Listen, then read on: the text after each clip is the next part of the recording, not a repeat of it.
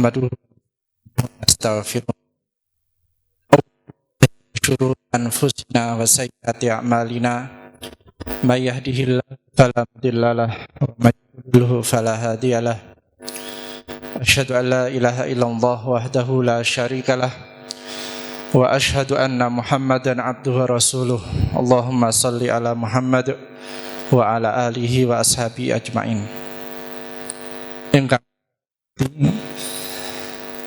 Ayahanda pimpinan cabang Muhammadiyah Sugiyo beserta Ibunda Aisyah, segenap pengurus pimpinan cabang Pemuda Muhammadiyah Sugiyo serta Pemuda Muhammadiyah cabang Sugiyo. Alhamdulillah, malam hari ini kita bisa bertemu insyaallah dalam keadaan sehat walafiat. Mudah-mudahan pertemuan pada malam hari ini membawa manfaat bagi kita semua,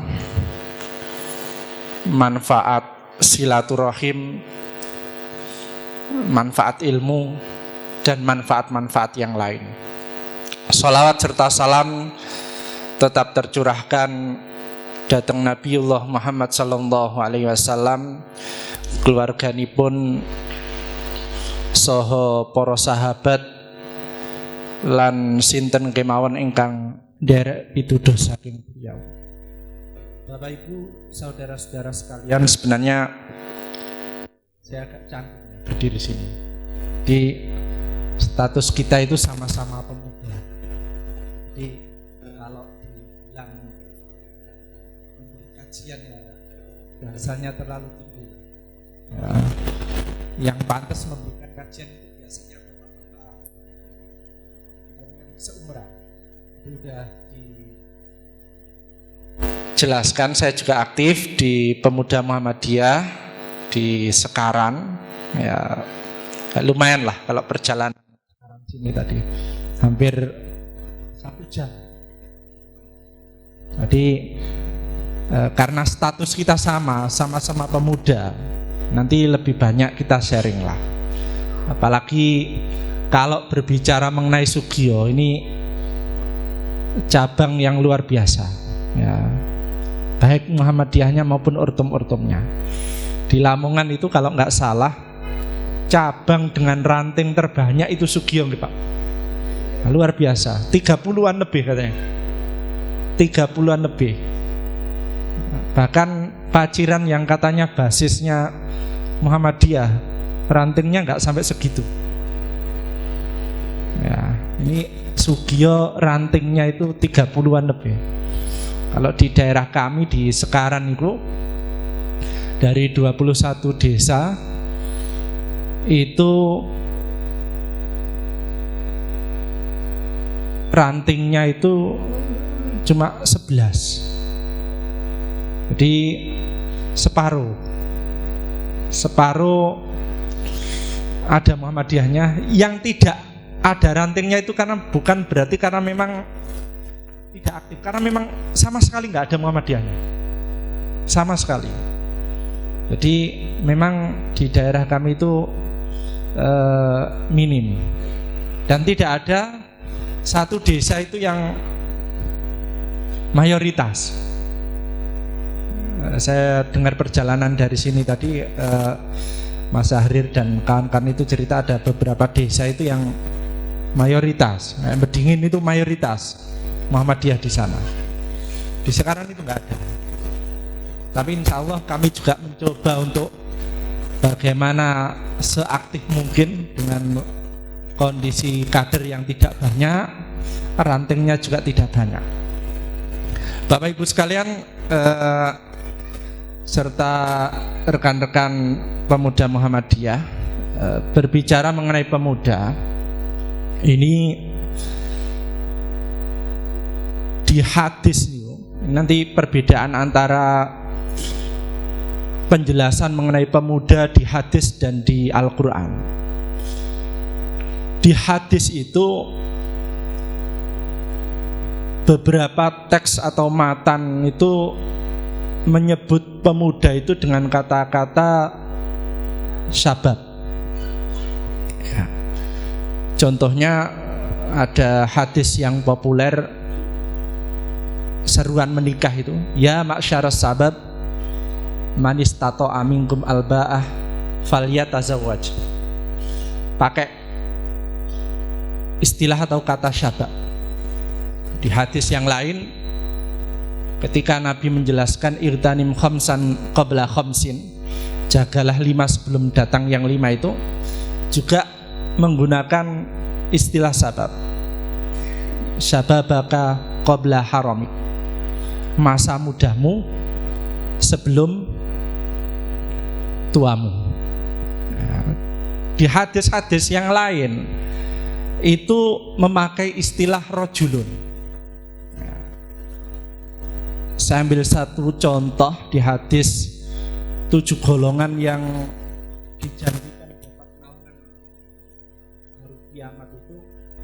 Nabi mengatakan salah satunya rojulun qalbuhu mu'allaqatu bil masajid.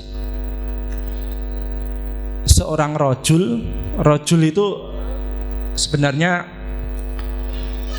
lebih umum ya, laki-laki lah. Tapi di situ kemudian banyak ulama yang mengartikan sebagai pemuda. Jadi seorang laki-laki pemuda yang hatinya itu dekat atau terpaut dengan masjid. Di beberapa teks hadis yang lain juga gitu. Jadi menggunakan istilah syabab dan rajulun. Nanti di Quran beda lagi. Di Quran itu memakai istilah fata. Ya, fata itu bentuk mufradnya atau apa ya, pelaku tunggal. Jamaknya fityatun. Fityatun. Ya. Fata itu satu orang, fityah itu lebih. Nah, bedanya apa? Nanti yang kemudian nanti yang bahasa di Al-Quran itu yang kemudian kita bahas bersama. Bedanya apa? Kemudian hadis menggunakan istilah syabab. Artinya juga di Quran fata atau fityah. Fityah pakai ta ya.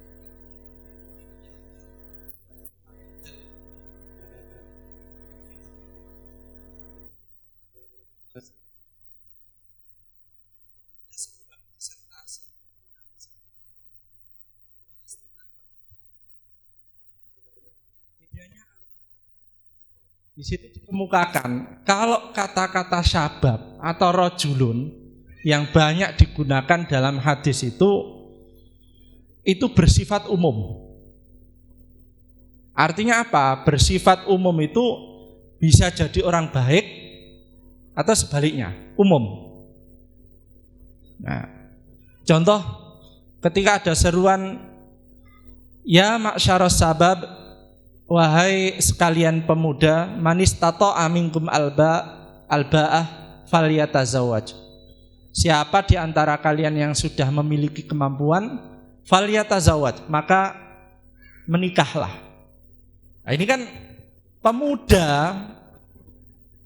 enggak boleh ada yang tersinggung ya ketika ada ungkapan falyatazawwaj tadi yang jumlahnya begitu. Jadi ketika Nabi mengatakan ya ma'syaras sahabat untuk menyerukan bagi siapa yang mampu menikah dalam nikah itu umum. Bisa jadi lelaki tersebut atau pemuda tersebut merupakan pemuda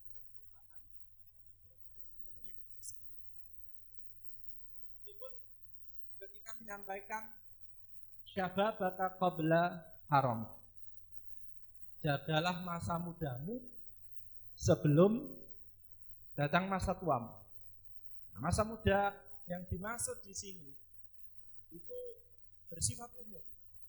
Siapapun bisa dapat masa itu. Tapi ketika Allah memakai kata-kata fata atau zaman fityah itu ditujukan kepada tokoh-tokoh yang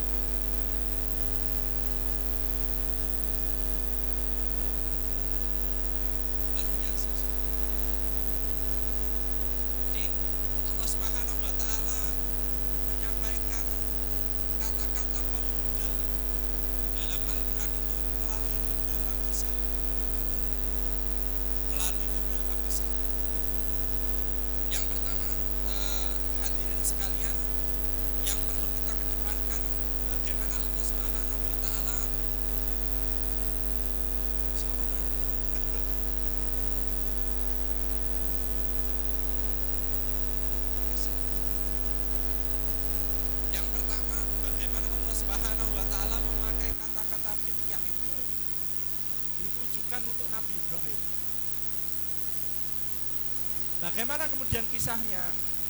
Bapak Ibu sekalian, Nabi Ibrahim itu sosok yang digambarkan oleh Allah Subhanahu wa taala ketika masih muda itu, dia itu sosok yang kritis dan daya nalarnya tinggi, haus akan ilmu. Ya. Salah satu contoh di Al-Qur'an itu dikisahkan oleh Allah Subhanahu wa taala, falamma janna alaihi lailu ra'a kaukaba qala hadza rabbi. Suatu ketika Nabi Ibrahim itu merenung, ketika malam tiba dia melihat kaukaba, bintang-bintang. Kemudian beliau penasaran siapa yang menciptakan segala alam ini. Kemudian dia menyimpulkan ketika malam muncul bintang-bintang, dia mengatakan hadza rabbi. Tapi ketika malam itu kemudian tenggelam, falamma afala qala la uhibbul. Ketika kemudian tenggelam, qala la uhibbul. Saya tidak menyukai hal-hal yang hilang, karena tak mungkin Tuhan itu hilang.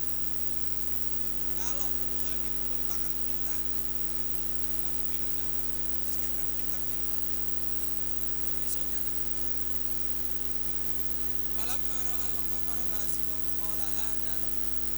Ketika dia melihat bulan, dia mengatakan juga ini mungkin yang kemarin beda, tak akan hilang. Ini mungkin lebih besar lagi bulan. Dia menyimpulkan ini mungkin yang bernama hilang. Besoknya falamma ra'a asy-syamsa bazighatan qala hadza rabbi hadza akbar. Ketika kemudian muncul matahari, dilihatnya matahari lebih besar.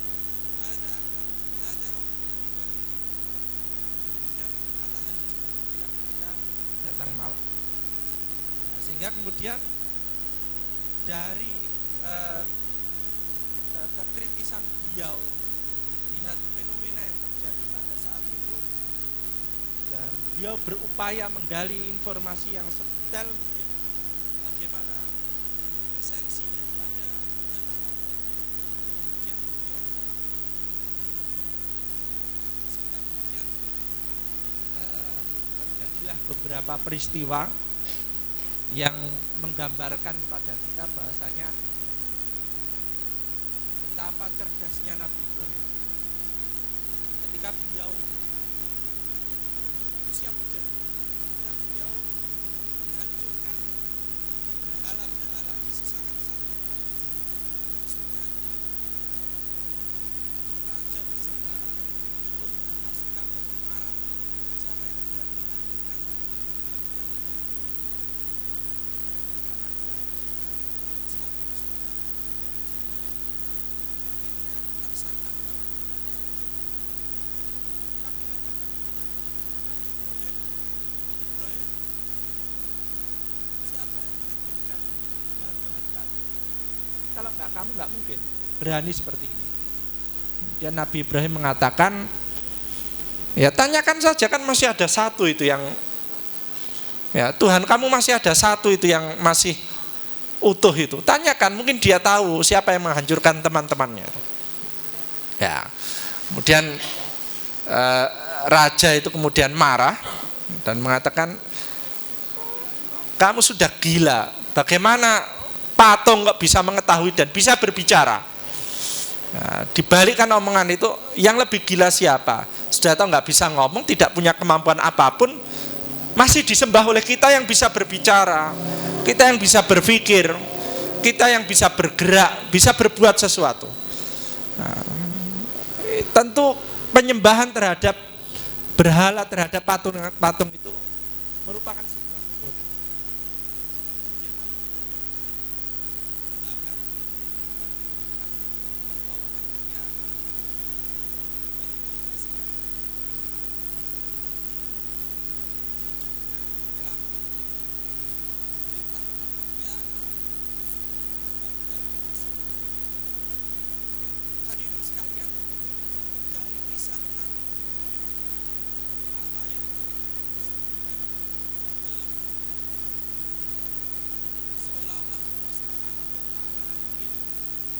menjelaskan pada kita. Jadi pemuda itu harus kritis. Ya, harus kritis dan haus ilmu. Ya, harus kritis. Apalagi semangat kita, ya, semangat yang didengung-dengungkan di Persyarikatan Muhammadiyah mulai awal itu semangat kritis memang. Ketika dikedepankan semangat tajwid sesuai dengan apa yang kemudian dipraktekkan oleh Nabi Ibrahim, tidak puas dengan keadaan seperti itu. Ada hal yang kurang, cari sedemikian rupa informasi yang bisa memuaskan ketahuan. Pemuda juga harus kritis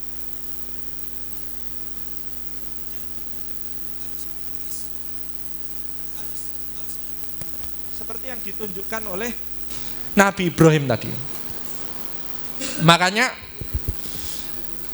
ketua PDPM itu ya, Mas Zaki itu, ketua pemuda daerah Muhammadiyah, pimpinan daerah Muhammadiyah Lamongan itu, di masa kepemimpinan beliau itu ada beberapa pilar yang disampaikan senantiasa disampaikan. Ketika sambutan di acara mesti disampaikan. Salah satunya literasi. Bagaimana kemudian membudidayakan semangat membaca, semangat menuntut ilmu di kalangan pemuda. Karena barangkali harus kita akui semangat itu mulai luntur. Ya alhamdulillah mungkin Sugio terkecuali ya. Ada kegiatan kajian rutin seperti ini. Di beberapa cabang barangkali sangat sulit untuk mencari kegiatan-kegiatan yang diinisiasi oleh pemuda dalam rangka menuntut ilmu seperti ini, dalam rangka menggiatkan literasi. Ya. Ya, di Sekaran itu kita agendakan 3 bulan sekali. Ya, nggak tahu kalau kabarmu ini berapa? 1 bulan sekali, luar biasa. 3 bulan itu aja kadang-kadang ya kadang-kadang sulitnya luar biasa. Sugio bisa 1 bulan sekali. Padahal sekali lagi semangat literasi, semangat menuntut ilmu yang ini kemudian yang harus dikedepankan di lingkungan pemuda. Apalagi kalau kita berbicara Muhammadiyah pada umumnya saat ini terjadi krisis ulama di kalangan pemuda. Itu memang nyata-nyata betul. Ya. Rata-rata yang bisa dikatakan kiai atau ustadz di kalangan kita itu yang agak sepuh-sepuh. Ya. Jangan apa ya? Di ranting, di cabang mungkin bisa kita rasakan itu. Bahkan sampai di tingkat pusat pun kita merasakan itu. Jangan bisa persani. Kalau di kalangan Muhammadiyah ulama mudanya itu siapa? Sinten? Mungkin menyebut satu nama Ustadz Adi Hidayat. Itu pun kalau dibilang Muhammadiyah 100% aktif di Persyarikatan juga belum. Akhirnya banyak kemudian ulama-ulama muda dari harokah atau gerakan lain yang kemudian kita ikuti. Bandingkan dengan teman-teman sebelah. Teman-teman sebelah itu saya lihat regenerasi di tingkat ulama mereka itu luar biasa. Ya, yang muda-muda itu bahkan kita gandrungi juga semacam Gus Baha. Ya. Gus Baha itu beberapa kali juga diundang di kampus Muhammadiyah. Ya, lebih muda lagi ada beberapa Gus-Gus mereka, Gus Kausar Lirboyo itu. Ya. Gus Kausar Ploso Kediri juga. Ada Gus Reza. Itu juga saya lihat video-video ceramahnya di YouTube itu luar biasa subscribe-nya, luar biasa pengikutnya, dan memang berbobot. Ini mungkin yang menjadi keprihatinan yang perlu dijadikan keprihatinan di lingkungan kita. Krisis ulama, krisis ustadz di kalangan Muhammadiyah, terutama yang muda-muda. Saya beberapa waktu yang lalu Jumatan, ya kebetulan Jumatan di RSUD Dr. Sugiri. Dulu saya pernah Jumatan di situ. Seingat saya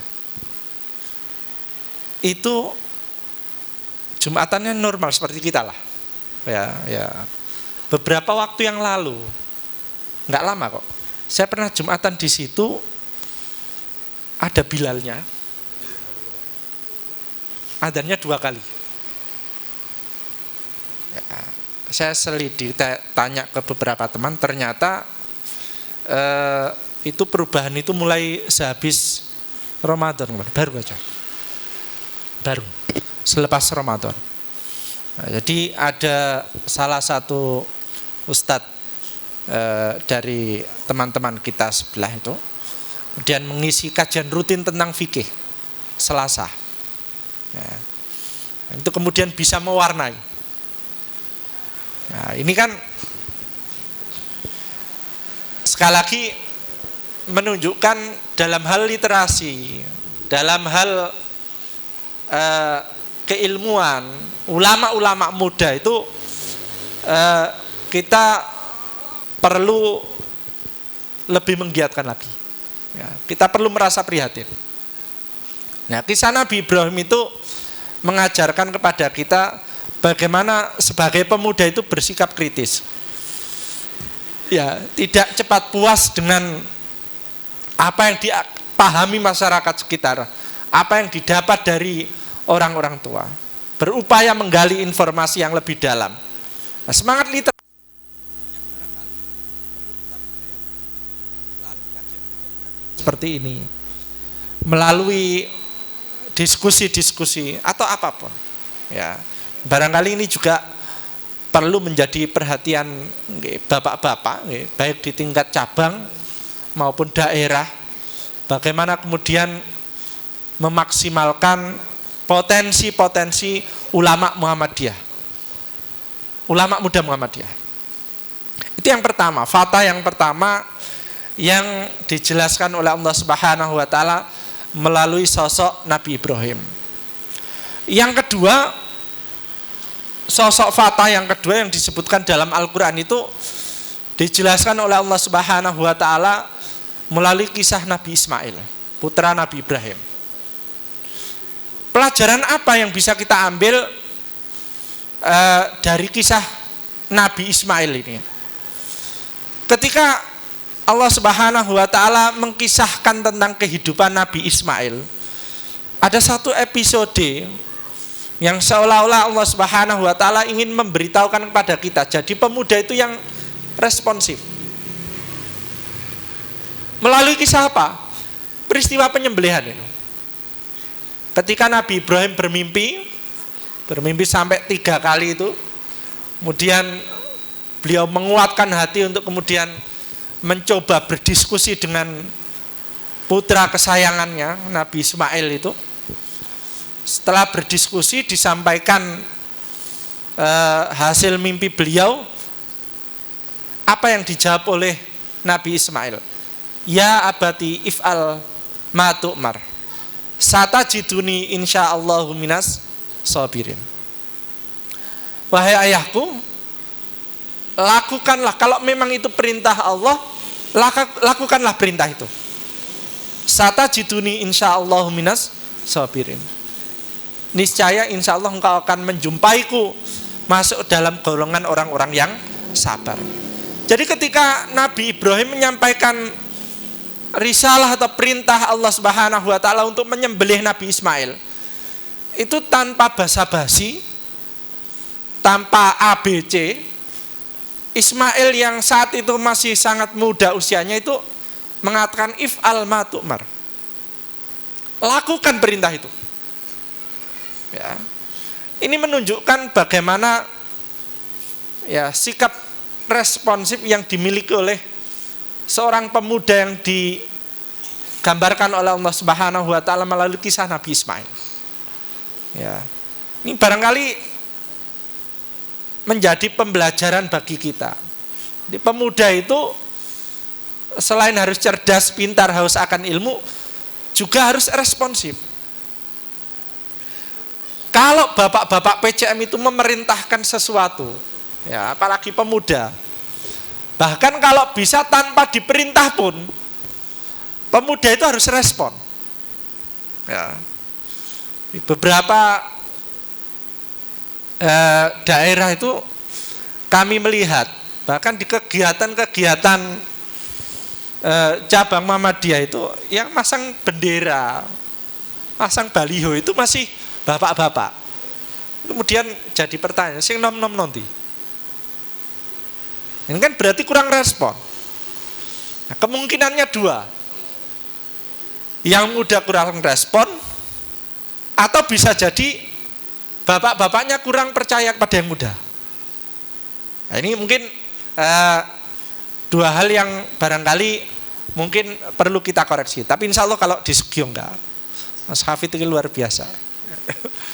Ketua PCPM ini. Insya Allah kalau teman-teman di pemuda di Sugio ini sudah ketika ada perintah dari bapak-bapak PCM ya, langsung responsif. Apapun itu. Ya, apapun itu. Beberapa waktu yang lalu di Sekaran itu ada acara besar. Ya, mengundang Pak Haidar Nasir datang. Rapat pembagian tugas. Ya, saya sudah menerka pasti yang dibagi pemuda itu ini masang gendera, masang baliho, keamanan melalui kokamnya. Nanti konsumsinya Yunda NA dan sebagainya. Tapi ada satu hal yang di luar dugaan saya.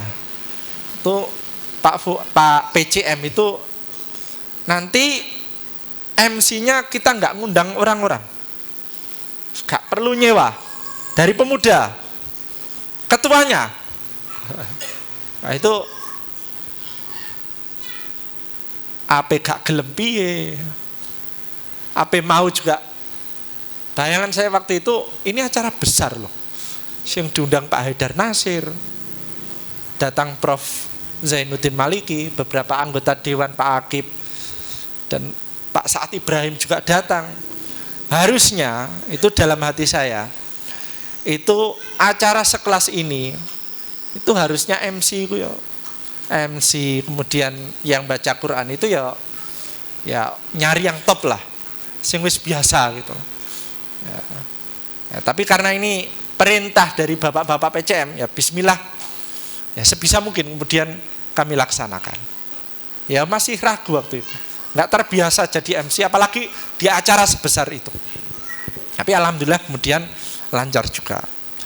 Ya, jadi itu barangkali yang jadi pesan bagi saya juga selaku pemuda dan kita semua itu. Melalui kisah Nabi Ismail tadi, seorang pemuda yang bernama Ismail itu memberikan pelajaran bagi kita. Jadi pemuda itu yang responsif. Yang responsif. Ketika diperintah apapun langsung sami'na wa ata'na. Ketika ada bapak-bapak punya masalah, pemuda tampil. Ini barangkali yang menjadi PR bagi kita. Ya, teman-teman sebelah itu kalau tokoh-tokoh mereka itu dibully atau diapakan lah, dihina atau apa di medsos, itu mereka ya teman-teman Banser, teman-teman Ansar itu luar biasa gerakan mereka. Terlepas dari benar atau salah, yang penting ini simbol kita lindungi dulu. Sampai kemudian ada beberapa yang kemudian diparahan dan lain sebagainya. Ya. Di kita itu belum terjadi. Ya. Almarhum Buya Syafi'i, hatersnya juga banyak. Ketika ada yang membuli beliau, bahkan tidak sedikit kader kita sendiri juga membuli. Perlindungan dari kita minim, dari teman-teman pemuda. Ya, Barangkali tokoh kita, ayahanda kita, Pak Amin Rais, misalkan dibully karena sikap kritis beliau. Nah, itu juga respon kita, yang kita lihat itu juga kadang-kadang kurang. Perlindungan kepada tokoh-tokoh yang harusnya menjadi simbol bagi kita. Ya, Pak Haidar Nasir, Buya Anwar Abbas, itu semua tokoh-tokoh kita. Ya, yang paling tidak kita harus responsif ketika mendapatkan serangan. Nah, itu barangkali kritik bagi kita semua. Nah, kalau teman-teman bilang ketika tokohnya, jangankan kok tokoh-tokoh utama mereka, sekelas Abu Janda, hanya sekedar anggota Banser, ketika kemudian dibully atau diapakan, mereka kompak kemudian membantu. Nah, itu barangkali yang kurang pada diri kita, terlepas dari konteks benar dan salah. Tapi ketika bapak-bapak yang merupakan pimpinan-pimpinan kita, yang merupakan simbol-simbol kita, itu tetap harus kita lindungi. Ya, masalah benar dan salah itu nanti hukum yang berbicara. Tapi perlindungan dari bulian, caci maki itu harus kita hadang bersama. Karena ini tokoh kita, ya, simbol kita. Itu tadi. Teman-teman sekalian, fakta yang ketiga yang disebutkan dalam Quran itu, Allah Subhanahu wa taala mengkisahkan melalui kisah Nabi Yusuf. Yusuf ini rekan-rekan sekalian digambarkan oleh Allah Subhanahu wa taala melalui kisahnya itu digambarkan sebagai sosok pemuda yang tahan ujian, tahan godaan. Tahan ujian, tahan godaan. Ujiannya apa? Dari kecil. Kisah keluar saudaranya bersekongkol untuk menyingkirkan Nabi Yusuf, akhirnya kemudian dibuang ke sumur. Ya. Dan ujian-ujian berikutnya dialami oleh seorang pemuda yang bernama Yusuf. Juga tahan godaan. Ujian yang berupa godaan. Ini digambarkan oleh Allah Subhanahu wa taala melalui kisah Nabi Yusuf dan Siti Zulaiha, seorang ratu yang digambarkan sangat cantik. Ratu, orang terpandang, sangat cantik, menggoda Nabi Yusuf. Dan godaannya bukan main-main. Nabi Yusuf dipaksa dimasukkan ke kamarnya, semuanya dikunci. Ya, semuanya dikunci. Bahkan ada sebuah tafsir itu mengatakan saking amannya, kalaupun Nabi Yusuf tergoda, nggak akan ada yang tahu. Karena apa? Pintunya ini 7 lapis. Saking amannya. Jadi kalaupun Nabi Yusuf tergoda melakukan hal-hal yang tidak pantas, itu tidak bakalan orang tahu. Karena pintunya itu 7 lapis. Yang menggoda ini juga bukan orang sembarangan. Orang terpandang, cantik lagi. Dikatakan, ya hai talak, Yusuf kemarilah, mendekat kepadaku. Nah, di ayat berikutnya itu dikatakan walaqad hammat bihi wa hamma biha. Siti Zulaiha sudah nafsu, wa hamma biha, Nabi Yusuf juga nafsu. Jangan dianggap Nabi itu enggak tergoda juga. Nabi Yusuf juga tergoda. Ini Allah yang mengatakan walaqad hammat bihi. Siti Zulaiha itu tergoda, berhasrat kepada Nabi Yusuf, wa hamma biha. Ya, Nabi Yusuf pun tergoda, berhasrat, cantik dan kondisi aman. Kalaupun melakukan nggak ada yang tahu. Tapi kemudian laula arra burhan rabbih, datanglah burhan, pertolongan dari Allah, sehingga kemudian Nabi Yusuf sampai pada kesimpulan qala ma'adallah. Ya, saya berlindung kepada Allah dari hal-hal seperti ini. Ya, ini menunjukkan kepada kita pemuda itu selain harus tahan ujian-ujian, harus tahan godaan juga. Ya, apalagi usia-usia kita usia-usia muda. Ya, jadi selain harus pinter seperti Nabi Ibrahim tadi, haus akan ilmu, Yang kedua, responsif juga seperti Nabi Ismail, harus tahan godaan juga. Ya, tahan godaan. Seperti yang digambarkan oleh Allah Subhanahu wa taala melalui sosok pemuda yang bernama Yusuf ini. Ya, jadi harus tahan. Kalau perjuangan saya dari sini tadi sekarang ke sini tadi yang 1 jam, apalagi naik mobil, itu tidak ada apa-apanya. Nah, bayangkan ujian-ujian atau usaha-usaha yang dilakukan para pendahulu kita, nggak usah jauh-jauh Nabi, para pendahulu kita, bapak-bapak kita, senior-senior PCM kita.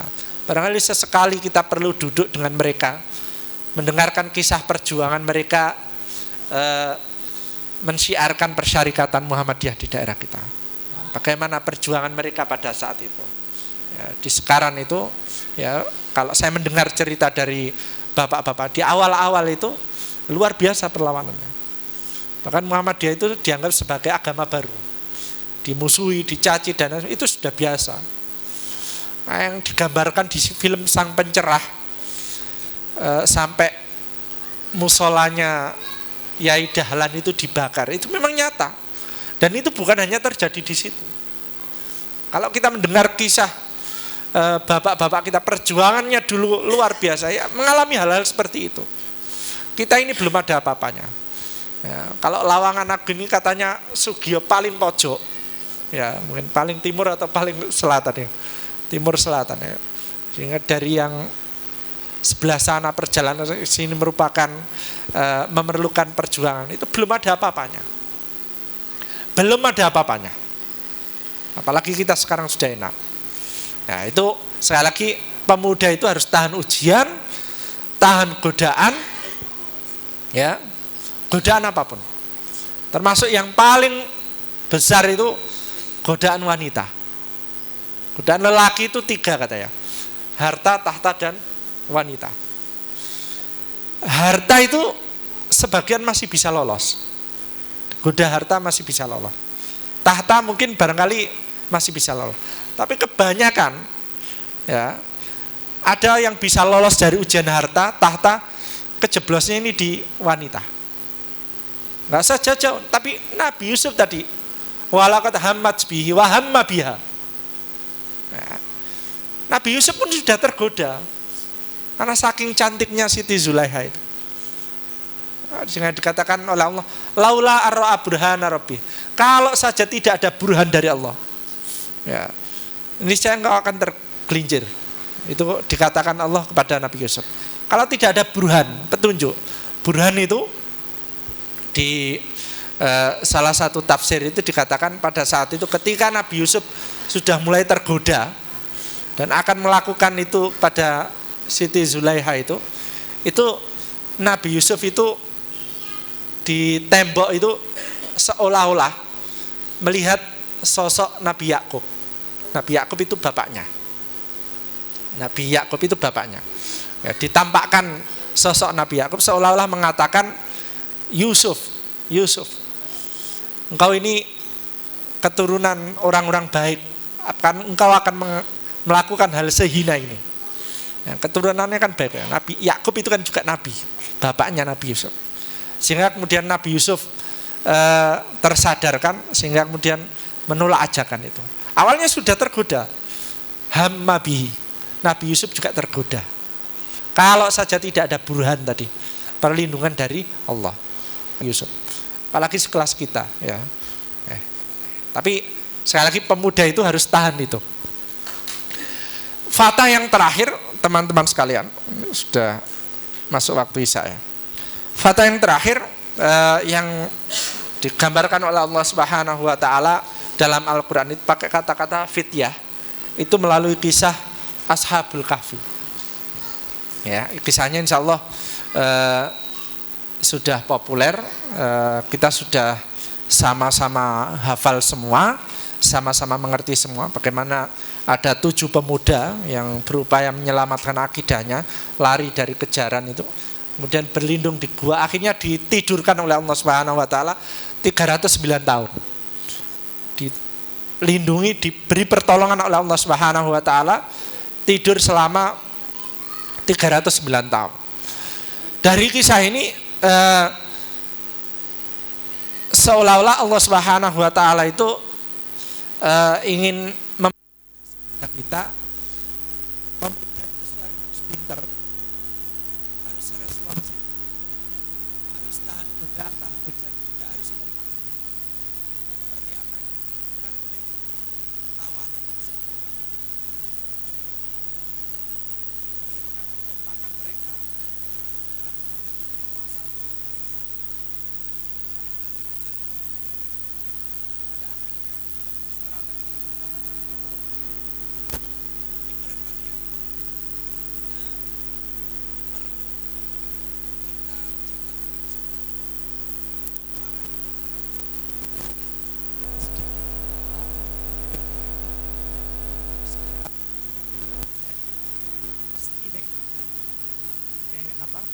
mesti datang memberikan kajian.